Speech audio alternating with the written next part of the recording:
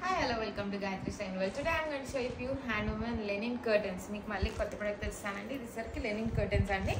మీరు చూసుకుంటే కనుక ఇది 70x70 లెనిన్ అండి. ఇది కొంచెం థిక్గా ఉంటుంది మన కర్టన్స్కి కాబట్టి థిక్గా ఉండాలని 70x70 మీద చేయించాము. దీని మీద మంచి ఫ్లవర్ బ్లాక్ ప్రింట్ వచ్చింది మొత్తం కర్టన్స్కి.